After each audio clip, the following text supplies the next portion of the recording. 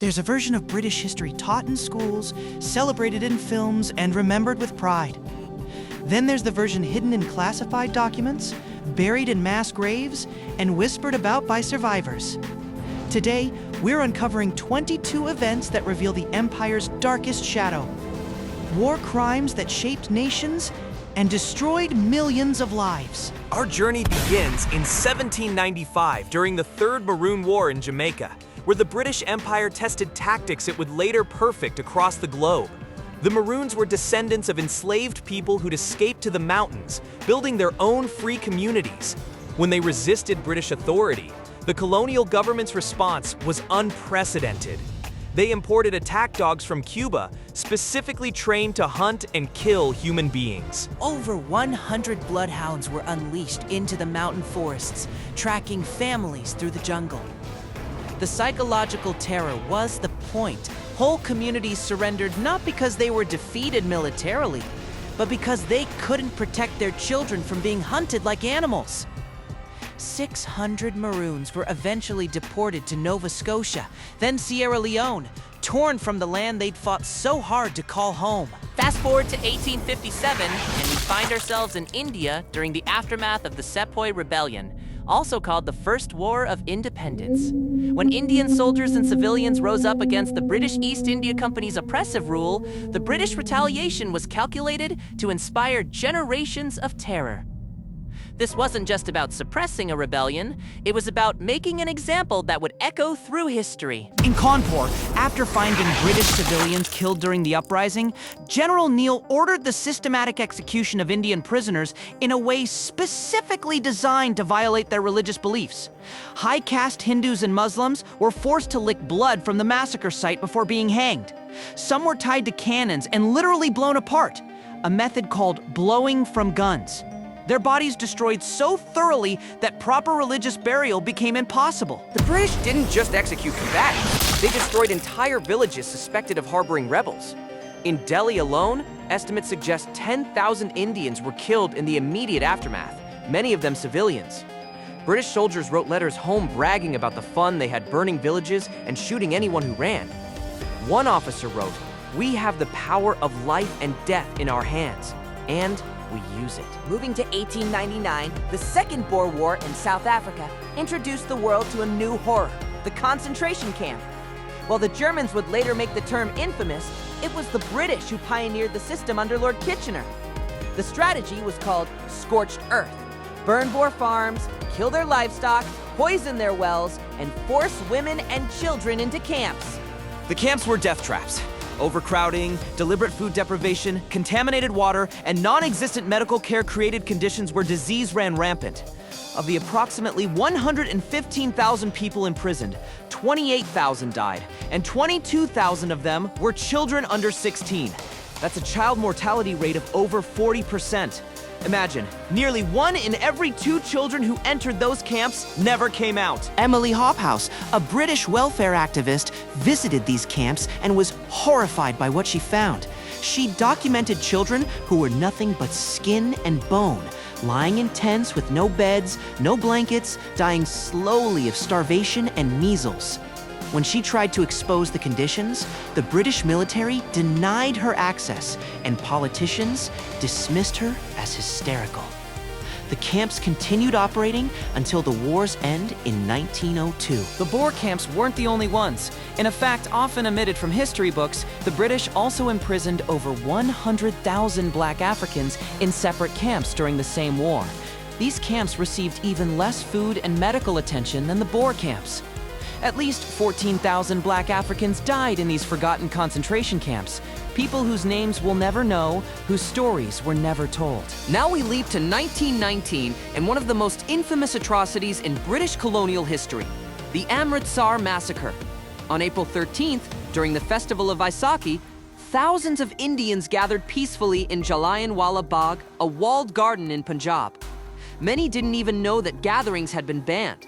They were simply celebrating a religious holiday and hearing political speakers. Brigadier General Reginald Dyer arrived with 90 troops and without warning, ordered them to fire into the densest parts of the crowd. For 10 straight minutes, his soldiers shot 1,650 rounds into families trapped in an enclosed space with only a few narrow exits. People tried to climb walls or threw themselves into a well to escape the bullets. The well was later found filled with 120 bodies, including those of small children. Official British figures claimed 379 dead, but Indian sources suggest over 1,000 perished. Dyer's defense was chilling. He said he fired to teach a moral lesson to Punjab. He admitted he would have used machine guns if he could have gotten them through the narrow entrance. Rather than face punishment, Dyer was celebrated by many in Britain as the savior of India, and the British public raised £26,000 as a reward for him. That same year, 1919, the British were also brutally suppressing the Egyptian Revolution. When Egyptians demanded independence after World War I, having been promised self-determination, British forces responded with overwhelming violence. Villages suspected of harboring revolutionaries were bombed from the air, marking some of the first uses of aerial bombardment against civilian populations in the Middle East. In one village, Badrashan British troops herded civilians into a train car, locked it, and set it on fire when villagers refused to reveal rebel locations. In Alexandria, when protests grew too large, British machine gunners fired directly into crowds of unarmed demonstrators. Over 800 Egyptians were killed during the revolution, and countless more were imprisoned without trial or deported to penal colonies. Moving to the 1920s in Iraq, the British used chemical weapons against Kurdish and Arab civilians who resisted colonial rule. Winston Churchill, then colonial secretary, was an enthusiastic advocate, writing, "I am strongly in favor of using poisoned gas against uncivilized tribes." The RAF dropped mustard gas on villages, causing agonizing deaths and long-term health effects for survivors. Squadron leader Arthur Harris, who would later orchestrate the bombing of Dresden in World War II, enthusiastically bombed Iraqi villages from the air. He wrote that the Arabs and Kurds now know what real bombing means in casualties and damage. They now know that within 45 minutes, a full-sized village can be practically wiped out and a third of its inhabitants killed or injured. This wasn't military strategy. It was terror tactics designed to break civilian will. During this same period, British forces in Ireland were conducting their own campaign of terror during the Irish War of Independence, the Black and Tans. British paramilitary forces recruited from World War I veterans became notorious for reprisal attacks against Irish civilians. Their motto was effectively, for every British casualty, Irish communities would pay tenfold. In November 1920, the Black and Tans attacked a Gaelic football match at Croke Park in Dublin, opening fire on players and spectators in retaliation for IRA operations. 14 people were killed, including 3 children, and 65 were wounded. That same night, 3 Irish prisoners were killed in Dublin Castle while trying to escape. The same excuse used to justify countless executions without trial. The following month brought the burning of Cork, where Black and Tans set fire to the city center, destroying over 300 buildings and causing millions of pounds in damage. Fire brigades trying to fight the flames were shot at. Civilians fleeing burning buildings were beaten. British forces looted shops while the city burned.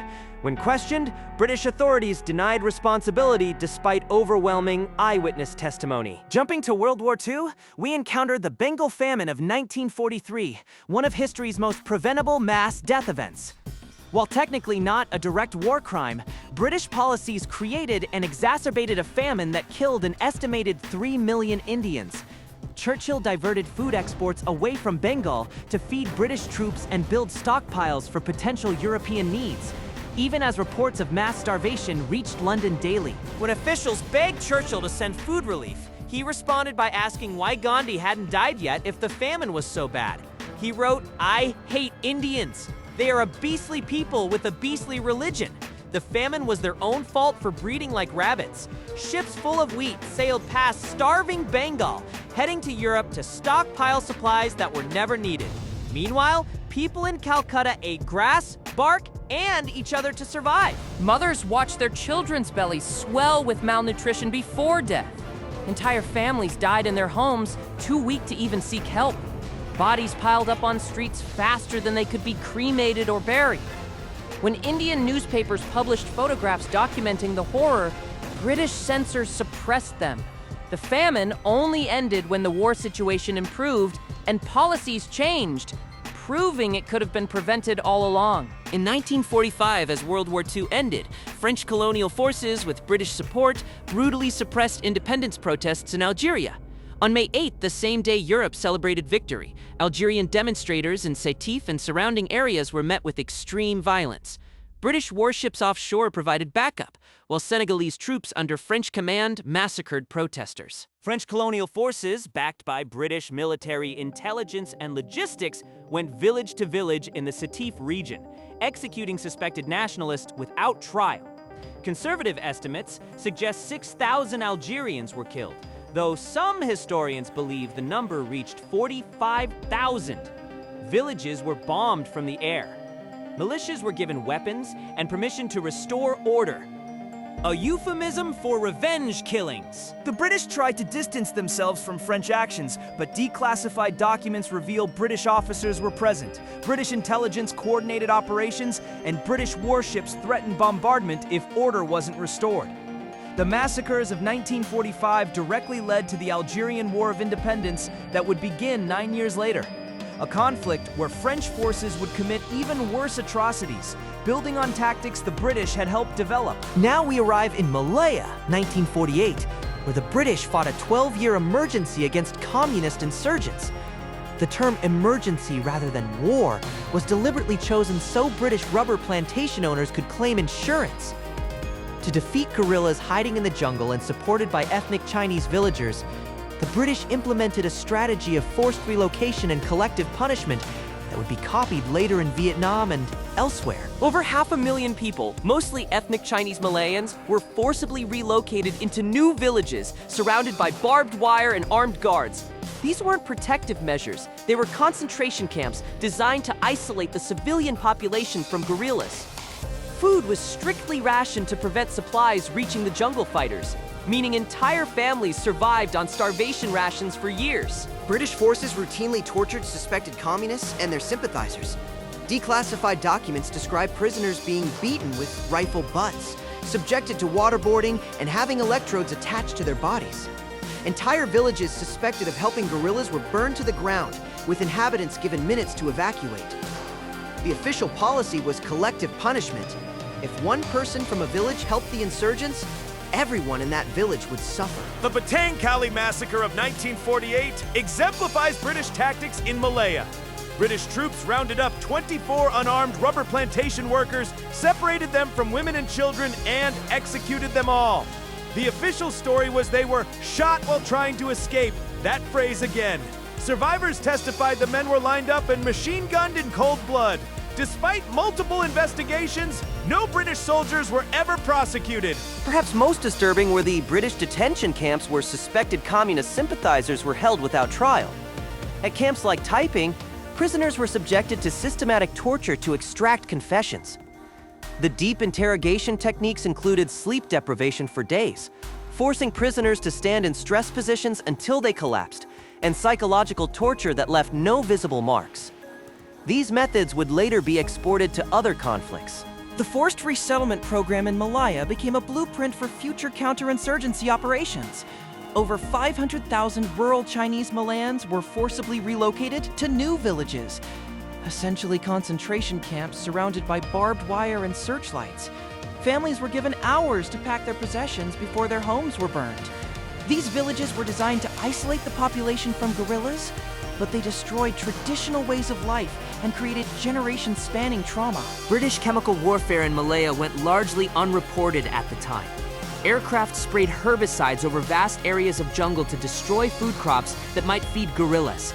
These early defoliants poisoned water sources and caused long-term health effects in local populations. The British military denied using chemical weapons, but declassified records prove extensive aerial spraying operations throughout the emergency. Moving to Cyprus in the 1950s, we find British forces again using collective punishment and torture against civilian populations. When Ioke guerrillas fought for union with Greece, the British response was brutal.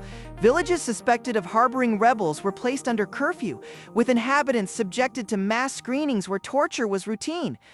The island became a testing ground for interrogation techniques that would appear in later conflicts. The treatment of Archbishop Makarios III revealed Britain's willingness to target religious leaders. When the popular Cypriot Orthodox leader supported union with Greece, the British arrested and exiled him to the Seychelles without trial. The exile of a revered religious figure outraged not just Cyprus, but the entire Orthodox Christian world. It demonstrated that British colonial authorities considered no one beyond their reach. British forces in Cyprus conducted widespread torture at detention centers. The methods were horrifyingly creative. Prisoners were beaten with sandbags that left no marks, forced to stand spree-called against walls for hours, subjected to electric shocks and waterboarded. Young men suspected of merely sympathizing with EOK were stripped naked, blindfolded, and brutalized. Medical officers documented the torture, but rarely intervened. The village of Lefkoniko experienced collective punishment in its most extreme form.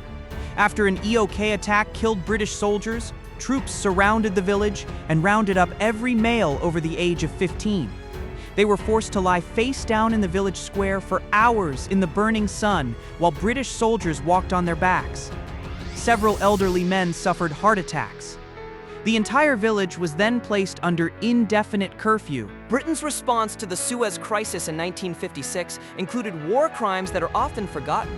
When Egypt's Gamal Abdel Nasser nationalized the Suez Canal, Britain secretly conspired with France and Israel to invade. During the bombing campaign, British aircraft deliberately targeted civilian infrastructure. Hospitals, schools, and residential neighborhoods in Port Said were hit, killing hundreds of civilians. Britain claimed these were accidents, but declassified documents show targeting orders. The massacre at Port Said during the Suez invasion remains controversial. British and French paratroopers dropped into the city faced urban resistance. Rather than distinguishing between combatants and civilians, troops opened fire indiscriminately. Estimates suggest over 1,000 Egyptian civilians died in the first 48 hours. Bodies were buried in mass graves to hide the scale of civilian deaths. International outrage forced Britain to withdraw, but no one faced justice. British forces also used napalm during the Suez operation, a fact that shocked even their American allies.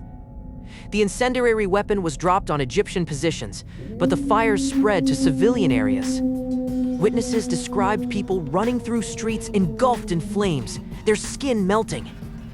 The British Ministry of Defense denied using napalm for decades, but photographic evidence and military records eventually proved otherwise. The Aden Emergency from 1963 to 1967 saw Britain fighting to maintain control of modern-day Yemen. British interrogators at the Al Mansoura detention center systematically tortured prisoners. Techniques included the Aden treatment, forcing prisoners to stand against walls for days without sleep, food, or water. When prisoners collapsed, they were beaten and forced back up. Some detainees died under interrogation, their deaths officially recorded as natural causes. In the Crater District of Aden, British forces conducted a notorious operation called Operation Stirling Castle. After suffering casualties, British troops went house to house seeking revenge. They rounded up hundreds of young men, beating them publicly in the streets. Several detainees were shot while trying to escape, that familiar phrase echoing across decades. The operation terrorized the population, but only strengthened support for independence. British forces in Aden also conducted systematic torture of female prisoners, an aspect rarely discussed. Women suspected of supporting nationalist movements were detained and subjected to sexual violence and humiliation. Medical examinations were weaponized as a form of assault. These acts were not aberrations by individual soldiers, but systematic policies designed to terrorize families and break the resistance movement. The British also employed collective punishment in Aden by demolishing entire neighborhoods. When nationalist attacks occurred, bulldozers would flatten blocks of homes, leaving hundreds homeless. The policy was explicitly designed to turn populations against the resistance by making them suffer for others' actions. Families lost everything they owned, their homes destroyed in minutes. This tactic of collective punishment violated international humanitarian law. In Northern Ireland during the Troubles, British forces committed acts that qualify as war crimes under international law. The Ballymurphy Massacre of 1971 saw British paratroopers kill 11 unarmed civilians over 3 days, including a priest waving a white handkerchief and a mother of 8 children. The victims were initially smeared as gunmen and bombers. It took 50 years for a coroner to officially declare them all innocent. 6 months later came Bloody Sunday in Derry. British paratroopers opened fire on a peaceful civil rights march, killing 14 unarmed civilians. The youngest victim was 17 years old. British authorities immediately claimed the soldiers had fired in self-defense against armed attackers. It took a 12-year inquiry and millions of pounds to establish what everyone already knew. The victims were innocent and the soldiers had lied. The Hooded Men torture case revealed systematic abuse by British forces in Northern Ireland. 14 men were subjected to what Britain called 5 techniques. Hooded and forced to stand in stress positions for hours, subjected to white noise, deprived of sleep, food, and water. The European Court of Human Rights found this constituted inhuman and degrading treatment. Britain has never officially apologized, and no officers were prosecuted. British intelligence services colluded with loyalist paramilitary groups to murder civilians in Northern Ireland. The Pat Finucane case is most notorious. A Catholic solicitor shot dead in front of his family while eating Sunday dinner. Investigations revealed British intelligence had provided his address and daily routine to the killers. Other cases show a pattern.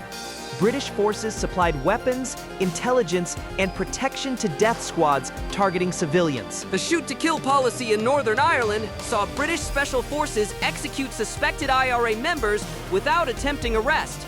In 1982, 3 unarmed men were shot dead at a roadblock.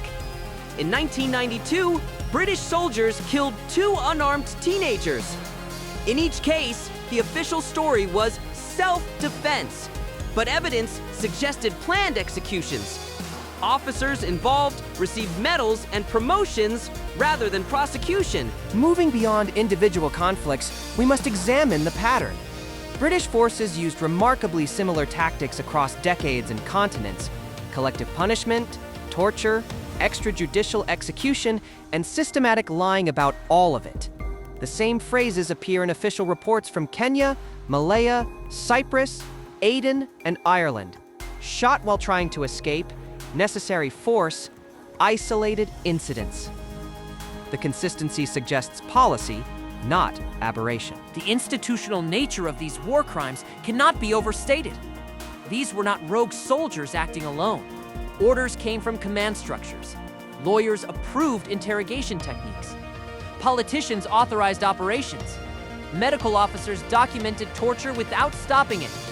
Chaplains blessed forces before operations they knew would target civilians. The entire system was complicit, from the battlefield to Westminster. The cover-ups were as systematic as the crimes.